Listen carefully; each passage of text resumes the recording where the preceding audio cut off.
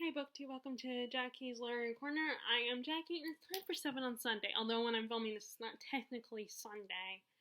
I'm filming this now because I seem to keep forgetting to do that when I want to do these. So I'm filming it now while I'm thinking about it. So this week, this first topic of March is your favorite female authors, because March is Women's History Month, so this is the first topic. Now, I struggled a little bit. I mean, I had favorite female authors, but, narrowing it down is where I struggled. And then just as I was looking at my bookshelf and picking out what books I would show to represent that author, I, realized, oh, I forgot that one and that one. I mean, it wasn't as many as some of the struggles of favorites I usually have, like favorite fantasies or something, but there were a few more that I forgot to include. So I just picked the first ones that popped in my head. These are in no particular order, so here it goes. Okay, the first one I chose is a fantasy author, and that, of course, surprise, and that is Robin Hobb, and this is the first two books in her Farseer trilogy. And so far, she's mostly written in stories that are based on in the realm of the Elderlanes, and she's basically one of those authors who has this one big world, and then she writes a bunch of little series within that world. But she has had, I do believe, the Soldier's Son trilogy is not part of the realm of the Elderling. That was maybe, I don't know when she wrote that one, but I had been wanting to read that so that I could, say that I've read something outside of the realm of the Elderlings, and I'm one of those who wants to, try reading. I do like to try reading books outside of popular ones. I want to get to the backlist ones, or the ones you don't hear about as much, along with the popular ones as well, that if they sound like something that I would like, that I would enjoy. So I want to get to the Soldier's Son trilogy as well, but all my copy of the trilogy is hardback books, so it's hard to travel around with, and they're not, and of course, hardback books are heavy and big, so it's kind of hard to. So I did start reading the first book, but I haven't picked it up in a little over a year, actually. I think it might be longer, but sometimes that's what I end up doing. I get inspired to start reading a book, and then I put it down, and then don't come back to it for a while. It's not that I don't want to read it. It's not that I'm still not interested. I mean, it's not that I'm not interested anymore. It's just all of a sudden I'll get sidetracked. And of course, if it's a big book that's hard to travel with, like a hardback book, then sometimes it will also just sit there. And even sometimes bigger books, even physically bigger books, not number page big, but physically, as far as the physical size of the book, bigger than sometimes, because those can be hard to hold and manage, and compared to especially trade paperback books. So sometimes that also can hinder me and prevent me from getting to that book a lot sooner compared to reading a mass market or just a regular paperback book.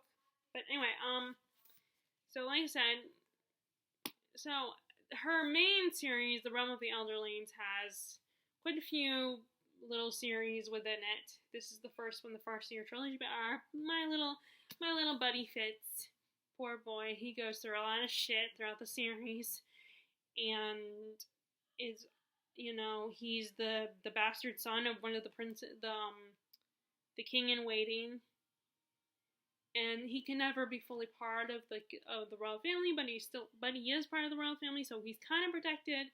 He's a kid that he is eventually taken in by the current king, his father's father, his grandfather, King Shrewd, and is trained to be an apprentice and is given to be an apprentice to King Shrewd's assassin. But he's also kind of taken in by the stable master as well, and he learns the skill of the Farseers, which is the skill. It's actually called the skill, and then he also has this magic called the wit, which means you can communicate and bond with animals. But that magic, everyone frowns on that magic. Everyone's afraid of that form of magic because there's that fear of becoming more beast than man. And it's just how he gets mixed up in all the court politics and how it affects his personal life, and how people are constantly trying to kill him because he's still part of the family, just not legally. And him learning the magic, but it's a struggle for him, and just him growing up in this hardened world and trying to survive it. And then there's also, a lot of people recommend after reading this one, you read the Live Ship Trader series, which is about a family, the Vestrits, who own these ships called live ships, which are basically ships where when you die, when 3 family members of the family die, their souls will become part of the ship, and the ship will become magical. And it's unlike this series, it's multi-perspective, and one of our main characters is desperate to become a captain of the live ships, but the ship is taken out from under her by her brother-in-law, who's kind of an ass, and I have a feeling that her mother's going to be involved in it too, because her mom wants her to be a lady and not be a pirate, because it's not very ladylike, and I have a feeling her mom's going to be involved too, with her losing her power over the ship. And there's also a pirate who wants to be king of the pirates, but of course we're talking about pirates here. They're not too keen on, kings and rules and stuff. They're more into having guidelines, but not actually following them. And he decides he wants to steal a live ship. And that's all I can tell you, because I haven't finished it. I haven't picked it up in a while, and I have thought about picking it up in March. And then there's quite a few other trilogies. The Tawny Man trilogy, Fits in the Fool, which I don't know if those are the same or not, which is about Fits in another character that's introduced in this trilogy. So actually Fits comes back in 2 other trilogies after this one. And it's really, what I love is that she proves that women can write epic fantasy. Like, I remember a while back, and it still bothers me to this day, reading a comment where some guy implied that women can't write epic fantasy because they just can only write romance and all that stuff, and teen drama. Which, my woman Robin Hobb, she proves that she can do that. And I really enjoy this world, this was a bit more challenge. This first trilogy was a bit of a challenge, and for most people, it's not their favorite trilogy because of being in Fitz's head, and how miserable his life is, and how he's a bit of a whiny bitch. But at the same time, you can't really blame him for being a bit whiny, and sometimes he doesn't know how to handle his problems. Of course, he's a hormonal teenage boy, and it starts when he's 6, and I think for some of us teen readers and older, it's like, it kind of is hard to read from the perspective of a child. It's told from an adult because he's looking back on it. Fitz is looking back on his life. But we spend the first book with Fitz as a 6, growing up from 6 to 13, I think. 13 or 15. No, I think 13, because he's a teenager, and then the third book is when he's in his 20s. So I think this is his, 15 to 18 or something. And so this is kind of I love her writing. It's so immersive, and she really is good at characters. She's so good at making compelling, interesting, complicated characters.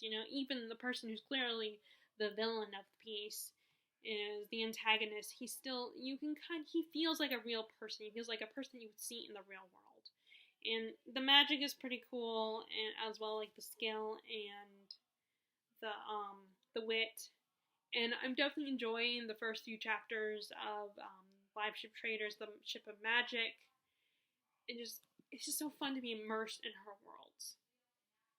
And I'm probably going to be repeating myself in this video, so. Okay, so next is another fantasy author, and that is Naomi Novak. Now, ironically, though, I DNF'd her most recent book. Like, I actually got so close to the end, and I was on the last 2 chapters, but I just couldn't take it anymore. There was too much info dump, and I had a hard time getting into the characters, and there has been a lot of controversy with her as an author, though she did apologize and said, I'm going to make sure I don't make those same insensitive mistakes again, and that was in her A Deadly Education. She did some questionable things in there and unfortunately she did not intend for them to come out the way they did. Unfortunately they did, and like I said, she apologized for them. And I believe that and what is her I can't think of her name. I just watched a couple of her videos last night before I went to bed. I'll post a link to her video or something, but there's a booktuber that I really like watching. She posted a good video discussing it and talking about it. And it also kind of applies to cancel culture as well. But it was a very interesting, well thought out video, I think. But I still love this author, and then there's Naomi Novak.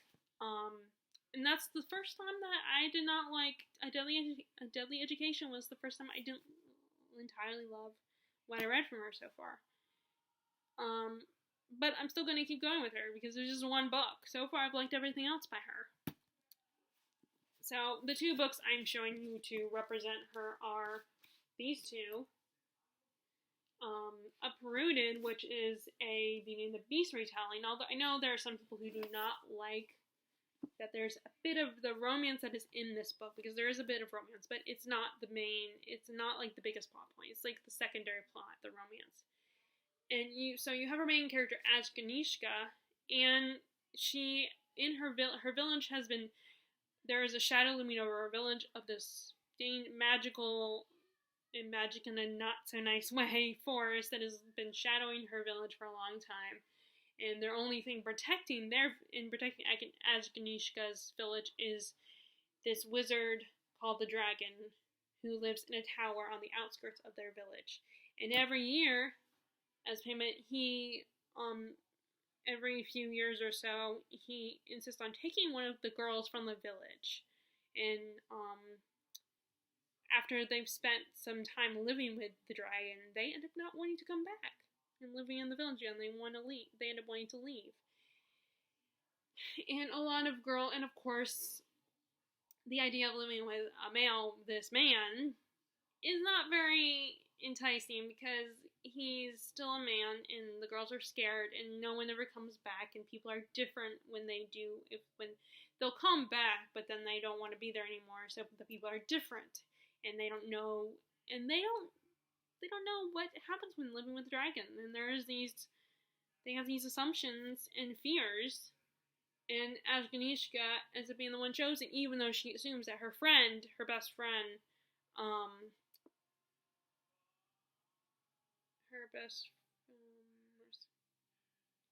Cassia, will be the one chosen. Because she's beautiful and she's talented, and even her own mom and Agnieszka's mom assume that Cassie will be chosen, but the dragon chooses Agnieszka, and he's kind of surprised by it too, actually. And when she gets in the dragon's tower, she realizes that he actually wants to take her on as apprentice in the magical arts and train her to maybe help him keep back the forest.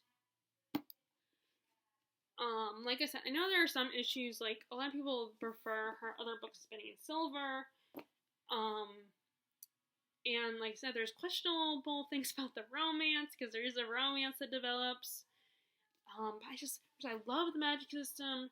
I love the idea of the creepy magical forest, and it having a life of its own.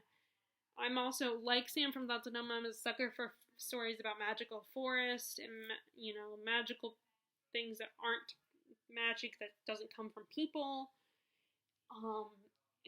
I love the idea, and the contrast of her magic versus his magic is really an interesting plot point, and I can't really pinpoint about this story. And this, like I said, is my favorite Robin Hobb so far.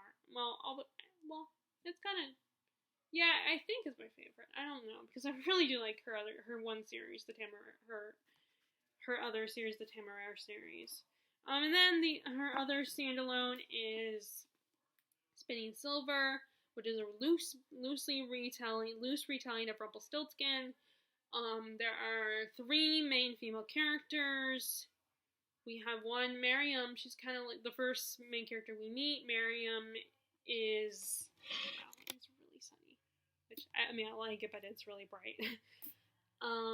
Miriam, she's lives in a little village in, I believe, Russia, and she is the daughter of a moneylender, and her family's Jewish, which is nice. I think nice, very different representation. And I believe the author is Jewish herself, and her father's not very good at his job. The Jews already have a reputation when it comes to money and stuff like that, and her father just is trying to be a nice and good friend to the people of the village, but that results in her family being in poverty. So Miriam is just tired of it. She wants her family to be taken care of and have security and not be living in poverty, not be starving. So she ends up realizing that she's good at she can do her father's job as well. So she decides to take on his job. And she's not taking any crap. No excuses. She is really a little too good at it, and her family and her neighbors are not that happy about that. But then these creatures that are like the face of this world find out about her skill and believe she can turn gold into silver, literally. But that's more like a metaphor to say how good she is with money. And she's taken by the Winter Prince or whatever, and I get it mixed up with the Winter Night Trilogy, because the fairy prince dude is kind of like the guy, the demon Winter Prince guy in the Winter Night Trilogy. Although he seems a little more cold. In that one, the demon prince becomes a little more human the more he gets to know the more he spends time with the girl. And we have another, so she is taken to live with them, and she must essentially has to make gold into silver, I think. And then you have another perspective of the girl that ends up working for Miriam, because Miriam ends up needing an assistant to help her collect the money. And this girl I think she's the one with the abusive father, and it's just her and her brothers whom she has to take care of. And one of them and her older brother accidentally kills their father, so they are forced to go on the run and live in the woods. And she must abandon her job working for Miriam. And then you have another girl who her father sells her off to be a bride of I don't know if he's a prince or a noble. And it turns out that guy has a demon inside of him who wants to eat her. And she finds ways around it as she slowly starts to figure out what's going on. And this guy has a demon in him. And like I said, I prefer Uprooted, but this was still really good. And I love Naomi Novak's writing. You get really lost in her writing. And these are fun, unique retellings, I think. And then her first series, is the Tamar Series, which is set during the Napoleonic Wars, and it's the idea of it's an alternate history where what if there were dragons? What dragons were real? And they used dragons during this war.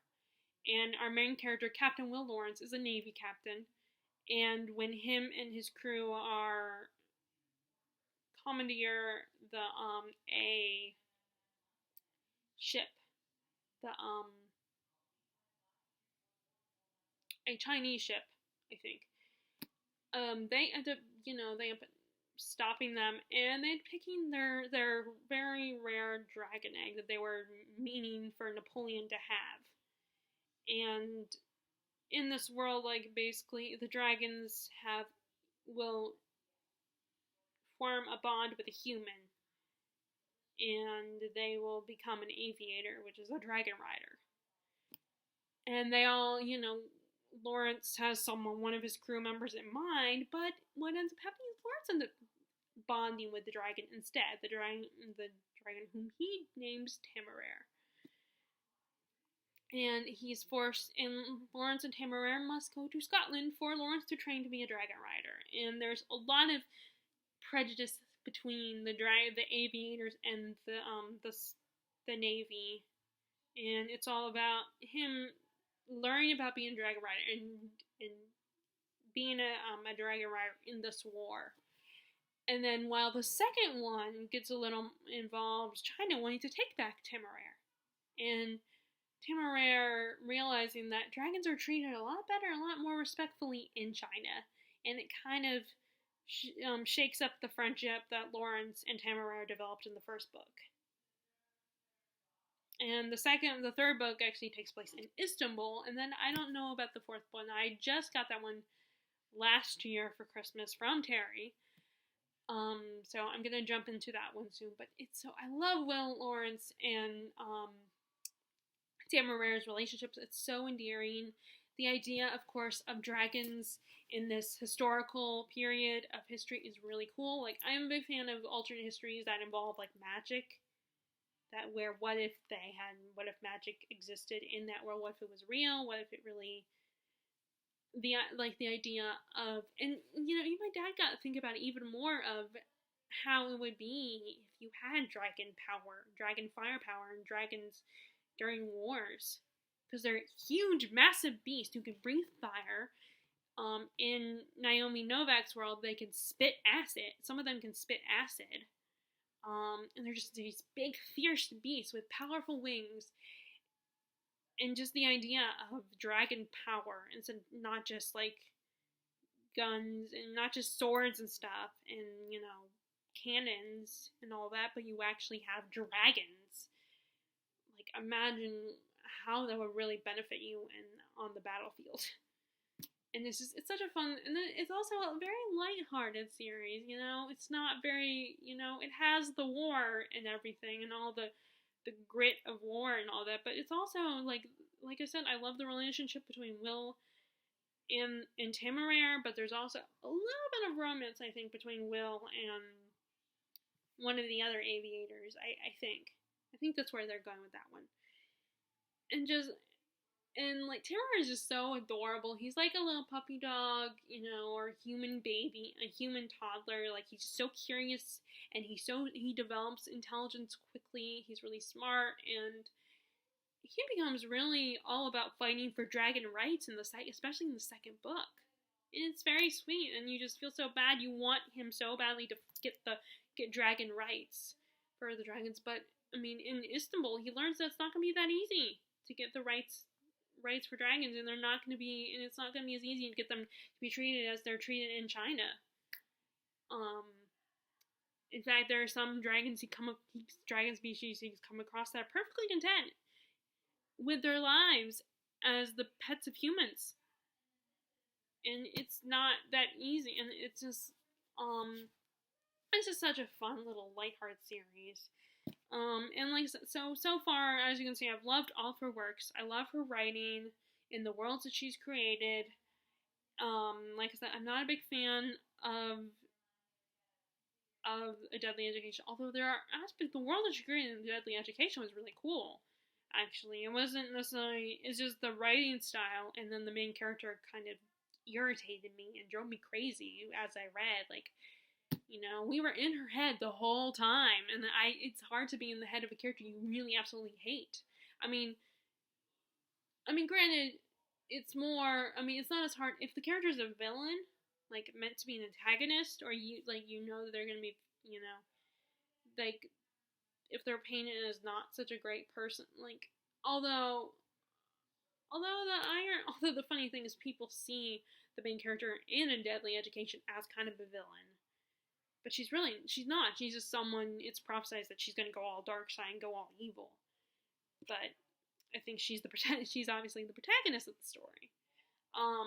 So, I think it is hard, but again, it's hard just being in the head of someone like that, especially if you don't get a breather because it's in first person, and the writing style is very run on, like, very much, info dump, because Naomi Novak is trying to introduce you to this world.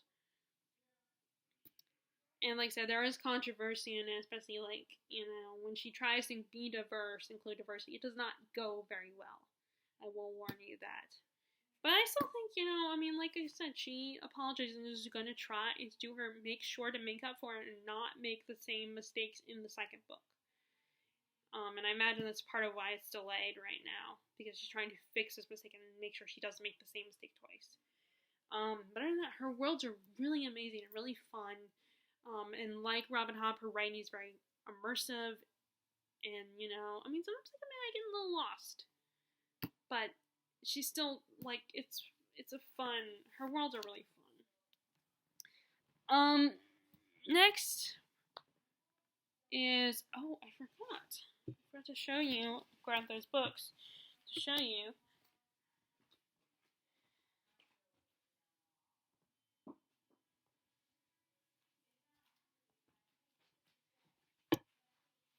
Next, I have some classics authors on here, and the first classic author I'm talking about is Jane Austen. Now, I was not a fan of her when I was younger,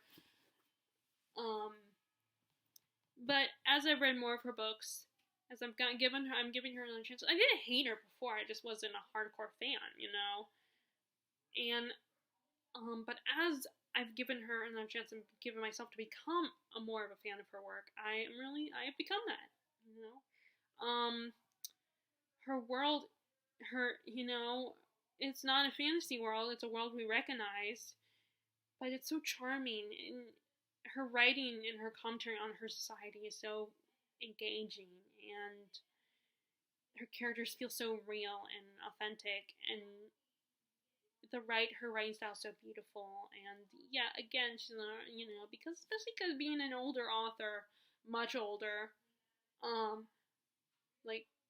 sometimes I do have trouble following and figuring out what's going on, because it's as a modern reader, I can't help but think, okay, you don't need to go all, just get to the point and say what this character is feeling. You don't have to go and say it in so many words, you don't have to, just get to the point of what's going on in the moment in the scene. There are times when I feel that way, but I still love her works. And so far, anyway. And Persuasion is still my least favorite, but after reading it twice, I have a new appreciation for Persuasion. But I did end up donating it. I'm putting in the donation pile, because like I said, it's not my favorite. And I don't have room to, keep every single book I read. If I bought, I probably shouldn't have bought it in the first place, but I got it at the roast off, so it was cheap. It's $2 or $3. And I still liked it. It's just not my favorite. But I still liked it. So far my favorites are Emma and Mansfield Park. But she's like I said, another author that I'm going to say it again. You could, take a drink every time I say the word immersive. Her writing is so immersive and whimsical in a way, like Dickens.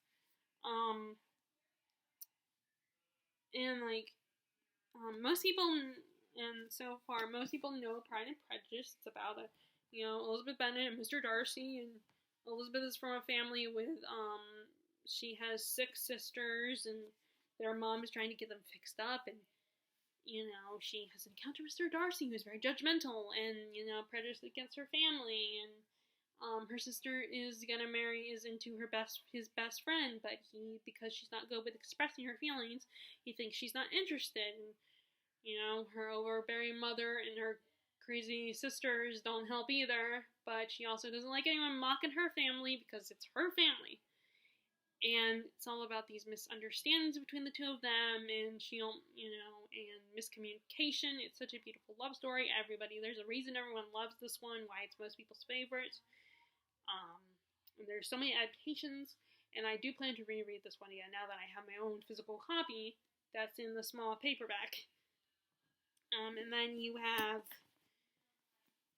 this is one of the ones I haven't read yet, Northanger Abby. All I know about this one is that, our main characters obsessed with Gothic literature of her time period, and she is staying with some friends, and she suspects there is murder afoot, a murder mystery going on. That's like a Gothic novel. And the only reason I know as much as I do is because, watching videos and stuff. And then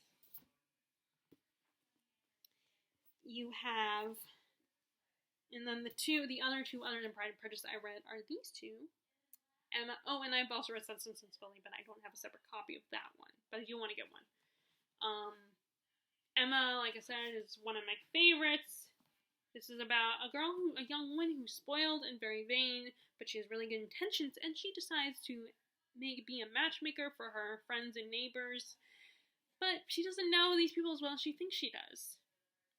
And it's just all about these silly little games she plays and trying to match people up and how it gets her into trouble. It's so fun. And one of the reasons why I love this is one of the reasons why the people who don't love Emma don't love it, and that's because of her title character, Emma. She's so different from the Jane Austen I've read so far.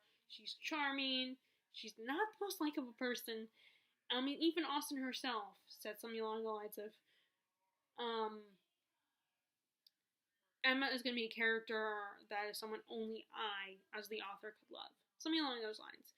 And I think she is completely fine, because at least the people, I am not the only one who loves Emma for the sake of Emma. Like, there are a lot of people who love her character. Like, I think you're divided on people who don't love this book, but like it enough as, you can like an Austen, and then there are people who love this book, and love it because of Emma, the title character.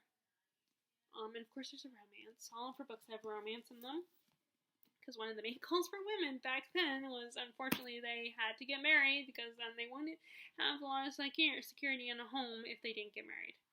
And they would be judged as being a spinster.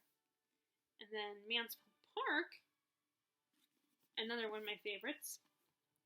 This is about young Fanny Price who ends up living with her relatives, the Bertrams, because her family has her mom married for love, and the guy was poor. The man that she married was very poor, and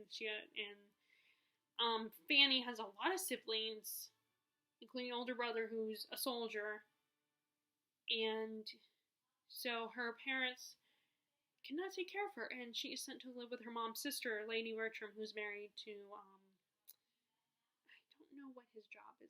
I don't know if he's a captain or something, or a tradesman. I think he's a tradesman. And her cousins treat her like crap. Her aunt kind of ignores her, and then her other aunt, Miss Norris, bullies her, essentially. And only her cousin Edmund is the only one that's actually nice and respectful to her. And as she gets older, she falls in love with him. But then, as one day, their her uncle is away, Lord Bertram is away on business. These new neighbors move in. The Crawfords. I always want to say Crawley, but it's the Crawfords. And they end up, turning their lives upside down and have a very not such a great effect, and only Fanny can see right through them, because she has a strong moral compass, and she's a generally good person. And the Crawfords are not. They're manipulative and clever, and not in a good way, and they try to get the Bertram children to do some naughty things, even do a play that's not acceptable by the standards of that time period. Like, you have Henry Bertram who flirts with Henry Crawford, who flirts with Fanny's two cousins, Mariah and Mariah.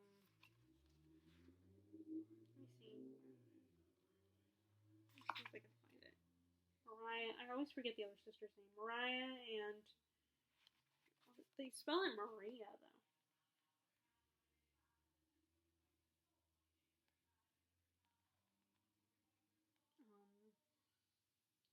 Sorry, I'm trying to find the other sister's name.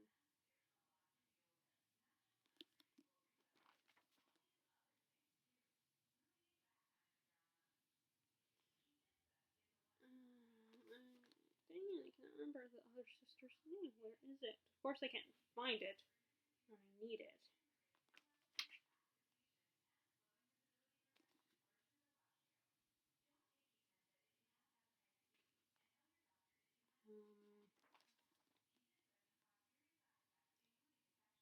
Okay, I don't want to waste your guys' time trying to look for the damn name, but Henry seduces the two sisters and kind of targets, and then Mary Crawford decides to first she sets her eyes on the oldest, Tom, who is named after his father, because he will inherit the family estate and fortune, but then she kind of has her eye on Edmund. Her only issue is that Edmund wants to be a clergyman, and she doesn't like that. Because, of course, clergymen don't make a lot of money, and it's a very pious and moral job, of course, so she does not like that. And, it's such a good, and I think Fanny is so relatable. I think Fanny does not get enough credit, because I think people give her a hard time, because she's not an active, she's a very passive heroine, and she's very quiet and very submissive, and just very reserved, and lets people walk all over her. And she doesn't stand up for herself. She's not very vocal about standing up for what she believes in. But she's also has a strong moral compass. And she can see through the Crawfords so easily. She is not fooled by their Crawford. Even when Henry Crawford, when her two cousins are gone, he sets his sights on Fanny. Because she doesn't see through she sees through his bullshit. And she's, and he insists he wants to win her over. And she's she's not having it. She is not fooled by his charms, and she, I think she almost gives in at least at one point. She doesn't, but eventually she remembers. He's full of bullshit. He's full of crap. But it's so, who doesn't love Austen's writing, Her writing is so beautiful. And yeah, her novels kind of drag, but again, you got paid by the word, so of course she's gonna write a lot. And I love these editions. And then I have not read Lady Susan, but I did see the movie based on Lady Susan that came out a few years ago called Love and Friendship, which is essentially about a woman who was trying to get her daughter married off. And it's basically if Caroline Bingley got married, had a daughter, and continued being the way she is. And trying to also get her daughter married off. And I think that's a Percival Terry novel. And I know I did not pronounce that right. Basically novel in letter form. But yeah, I just love Austen's writing, I'm not a huge fan of romance, but her writing and the world that she introduces to is so compelling and engaging that it's just it's so much more than just romance for me.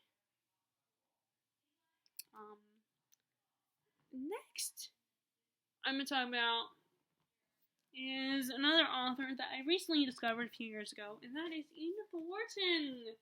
And she's another one I just fell in love with her writing, She's such a beautiful writer. I've only read a few of her works. I've read one of her novels. I have not read this novel yet, but I want to soon, and then I if I really enjoy it, which I probably will, I will get my own copy, because this is my sister's copy, and I imagine she probably bought it for school when she was, because it has this on it. And I've definitely I used to not be a fan of Ethan Frome, but since rereading it as much older, when I'm a little bit older, I definitely appreciate it and enjoy it a lot more, even though it's a depressing story. It's still really good. Like I said, it's just her writing alone is so beautiful and again, immersive. Like I said, you can make it a drinking game while watching this video on how many times I say immersive. I love Age of Innocence, and I love some of her short stories, like even From and Summer. And I'm trying to think of what, because I know I've read one other short story by her. I hate when I'm getting hungry before it's, because I don't want to eat too soon.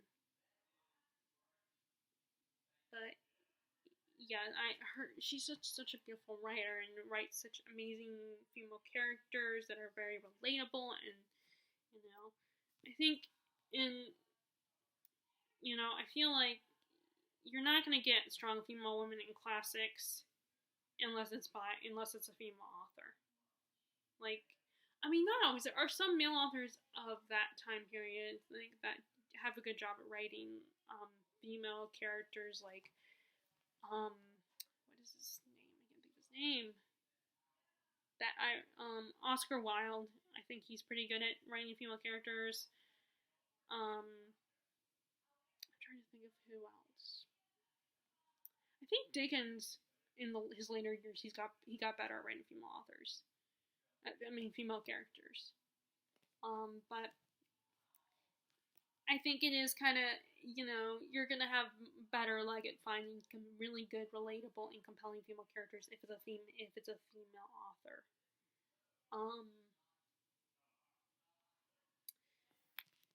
But yeah, I still haven't read all of her work yet, but I'm working my way. But what I've read so far, I just love. I can't really pinpoint except for the fact that I love her writing style.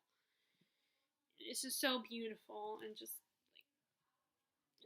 I don't know what else to say. I can't really pinpoint why I love her so much except for the writing. Okay, and then the next author is the one I've only read 2 books by her, but she's only published 2, actually. And that is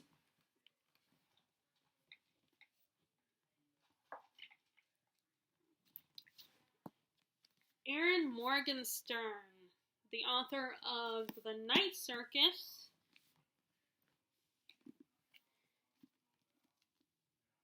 her first book, and then her sophomore novel, The Starless Sea, which I know not everybody loves The Starless Sea because it's a very meandering plot. It does, and some people feel like it doesn't really have a plot. I personally feel like it has a plot, but it's not it's not a strong plot. I will say that. But this one is about a traveling circus that only comes at night, and it was created because these 2 magicians have decided to pin these 2 younger magicians they take on as apprentices against each other, and the circus will be the setting. But the 2 magicians, a man and woman, end up meeting and falling in love, and it is shown through their magic how their magic complements each other instead of competing, even though they're supposed to be competing against each other, and the love story is not perfect, and it does feel a little insta-lovey, and it feels like it's a little underdeveloped, but I think most people are here for the world, and again I'm going to use that word, the I word, immersive. The world is so immersive, and you can really get lost in this world and this magical circus, and just the smells of the aromas of all the food and all the wonderful, amazing acts. You want the circus to be real, and I would love a movie of this, live action ideally, because my first thought is always a live action adaptation. Or even for those people that are gamers, it would be a really cool game, probably, and it could be, you could have all these challenges you have to play, you have to get through to get to the final whatever place, like the top hat, or I can't remember what it's called, the big main tent. I cannot remember what that is called. And just the descriptions, and you can smell the aromas, you can see it all, and the beautiful, it's just, again, another book you get lost in this world, in this circus world, and I am a sucker for circus stories. I love circus set stories. And then Starless Sea is about our main character, is about Zachary Ezra Rollins. He is a gamer, but he also loves literature, and at the library, he discovers a book that has something, a memory from his childhood inside the book of something he encountered a magical door but he chose not to go through. And it leads him to a masquerade ball, which ends up leading him to a secret society, where there's the legend of the magical Starless Sea, and everyone is searching for the Starless Sea, and everyone's story is in a book, and he finds romance with this mysterious young man who, let me see if I can get his, Dorian, and he comes across Maribel, the young woman who painted the door he could have gone through, and there's so much whimsy, and you just kind of enjoy the journey. I feel like with this story, it's a very, like I said, it's a very meandering plot, and there's so much magical whimsicalness going on. And you just kind of, it's one of these stories you just gotta accept everything and just get lost in it, and it's just, again, it's so beautiful, and I just love Erin Morgenstern's writing. I can't wait for her next book. Hopefully she'll write a next book. Like, I hope she has one in mind. I don't know, though, but I hope she does. And I will definitely pick it up. Okay, and then that's number 5, and now we are number 6, so 2 more authors to go. The next author is the first female author I just absolutely fell in love with, other than She Who Must Not Be Named. Because like most people, especially kids in the 90s, I grew up with that author of She Who Must Not Be Named, and I love the Harry Potter series, that's all I'm gonna say. But she's kind of ruined that for, I think, not only myself, but a lot of people. So, but other than her, the other author that I just fell in love, other than She Who Must Not Be Named, the other author that I just fell in love with was Kate Morton. I think she's Australian. I don't know if she's British or Australian. And she is an author that kind of writes, her novels can get a tiny bit formulaic. She writes mostly historical mysteries that start in the present day, but go back and forth between the present and the past. So she writes multi-perspective stories, where usually her stories involve this woman who she discovers a secret that might or might not be connected to her, or connected to someone in her life that she has met. And this woman is usually piecing together the past and trying to puzzle everything out. And we also get the story that happened in the past. And it's usually something tragic, like war, or someone getting murdered. And her world's, like, I'm picky about my mysteries. And I like that the main characters are just regular, normal people. And I love that it's historical. And I love that it's not a police procedural story. It's just a detective, kind of a story about a regular person being a detective and putting everything together, trying to puzzling out the past. I don't like when you get like someone looking at clues, and which is funny because I tried to get into Sherlock Holmes because I love the 2 Robert Downey Jr. movies.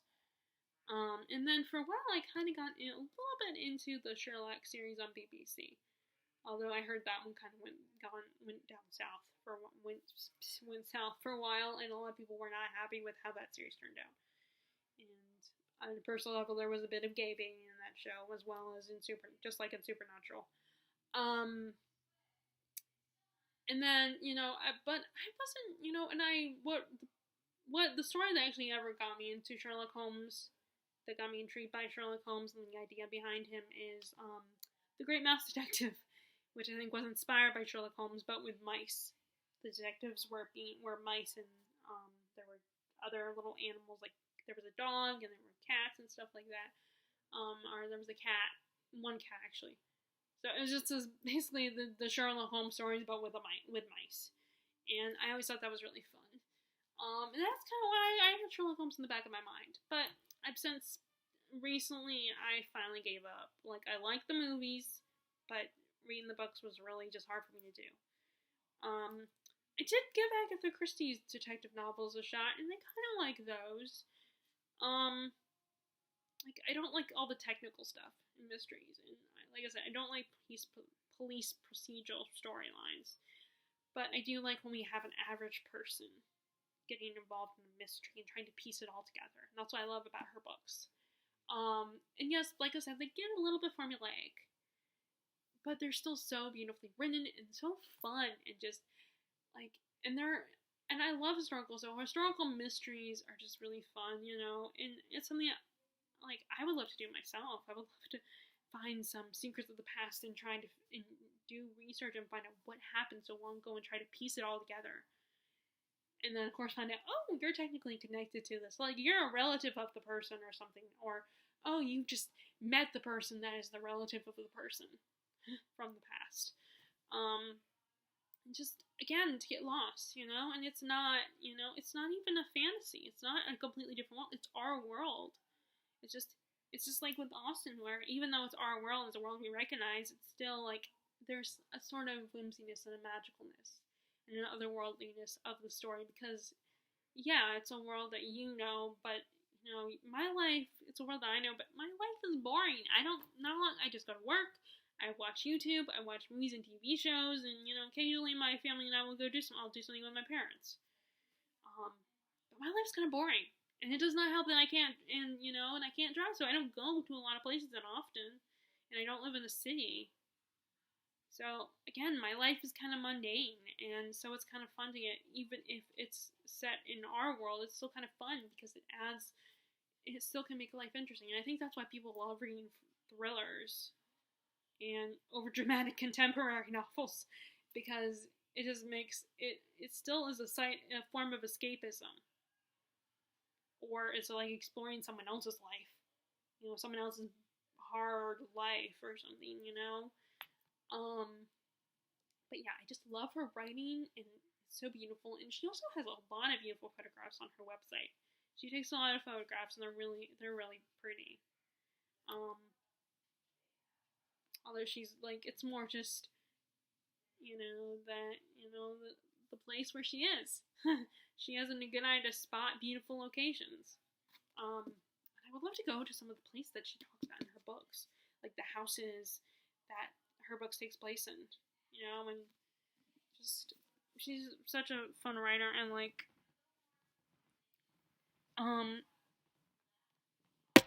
now, I was gonna say Donna Tartt, but then I remembered these, Morgenstern, and then the last author, I remembered them, and I think I love them a little bit more than Donna Tartt. I don't know, though. I mean, if I could do more than 7, Donna Tartt would definitely be on this list. But, so, the last author I'm going to talk about is Diane Centerfield. And she's a little more established than Morgenstern. She's written quite a few, novels. Her first one is The 13th Tale, about a woman, an amateur biographer, who is summoned by this author, this elusive author who's known for not telling the truth about her life, not ever telling, like, anyone the truth, exaggerating her life when people ask about her life, because she doesn't want to tell the truth about it. And she's known for writing these collections of fairy tales that are very famous, and everyone loves them. And it kind of reminds me of the Hazelwood a little bit with that aspect. And she contacts our amateur author, whose name is Margaret, and says, "I want you to write my biography." And Margaret goes there and gets this woman's life story. First of all, it's a book about books. I think a lot of us booktubers would love the idea of a book about books. So I feel like that's a given for a lot of people on BookTube. And just, again, another author with immersive writing, and characters are so intriguing and so interesting. There's such a mystery behind them, and this woman's past is so amazing and so like, you can't believe it. And just, and Margaret also has a story, and I like her plot too, but I kind of prefer Vida Winter's plot a little bit more. It's more compelling and more engaged, more interesting and exciting. And like I said, just the fact that it's a book about books. Who doesn't love that? A book about books. It talks about the importance of literature and the stories we tell. And then her sophomore novel was Bellman Black. I thought that one was okay. I liked it, but I didn't love it. And let me see if I can remember. It's like basically this guy makes a deal with a mysterious figure, and I don't even remember that plot that well. I mean, I didn't hate it. Like, it's still Diane Centerfield, and I still love her writing. The characters were still very interesting.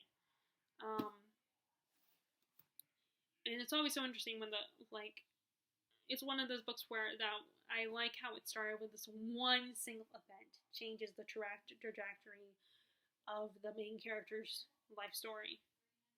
It's somehow like that one event indicates what's going to happen in the rest of the story. Influence our character's life the rest of because of one event. I love those kinds of stories. But I also didn't. But I just can't pinpoint. I didn't love this book, despite that. And I barely remember the plot.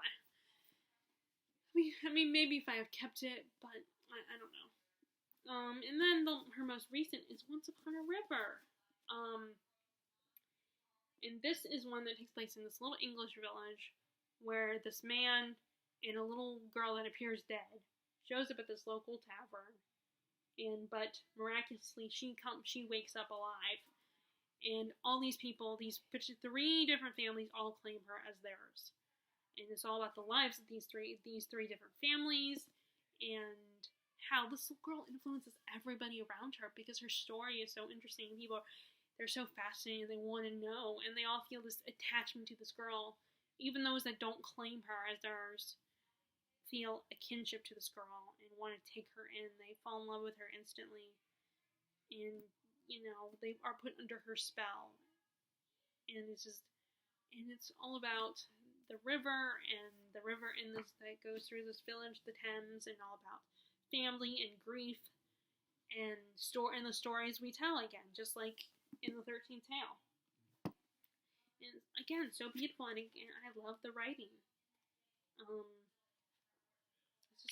Most of these female authors, it's the writing I just love, I mean, I think I definitely lean towards more flowery writing. But if it's not flowery, it has to like the plot. And then, like I said, I was going to put Dawn Tartt on this list, but I took her off. But I do love, again, another author who I love her writing style. You get immersed in her writing, and she writes a lot of intrigue and kind of mysteries, too. And, I didn't like The Goldfinch. It's kind of depressing. And I attempted to read, but then I had to DNF it. I mean, again, beautiful writing, but I just couldn't get into the story. And I read reviews because that's what I do whenever I'm like not feeling a book, but I'm not sure if I should give it some more time. And a lot of times, although really it's more just to justify my DNFing the book, really. Reading these reviews and decide, okay, should I keep going with this, or is it worth it? But I'm just going to get into The Goldfinch. Like I said, I love The Secret History. I just fell in love with The Secret History. And so far, I did start reading The Little Friend, I think? Or is it? Yeah, The Little Friend, because the Sarah Waters, which is another author, I've looked at my Sarah Waters books, and I should have put her on here too. But again, I was limited to only 7 authors, because it's 7 on Sunday. And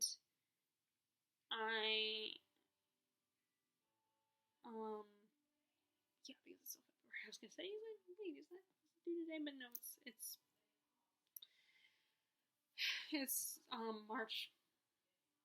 This is March 7th on Sunday. But I do like but Sarah Waters is another one I thought about putting on here because I also love her writing and her mysteries and stuff and her stories, and she writes a lot of different types of stories, I think. Sometimes but a lot of times I think a lot of them are mostly focused on romance, particularly LGBTQ romance, queer romances. And I was but I just started reading The Little Friend, So, even though I'm pretty sure I'm gonna love it, I just started, so I'm gonna give it some time before I put it on this list. I mean, before I declare her a favorite author, because, like I said, I didn't love The Goldfinch. So those are my top favorite 7 authors. Would love to hear who your favorite female authors are. And feel free to share in the comments below who your favorite female authors are. If you like this video, be sure to give it a thumbs up. Click subscribe if you haven't already. Click the bell notification if you want to be notified when I post new videos. I hope you're continuing to wear your mask, washing your hands, use hand sanitizer, stay 6 feet apart from people, and being kind to everyone. Bye, guys.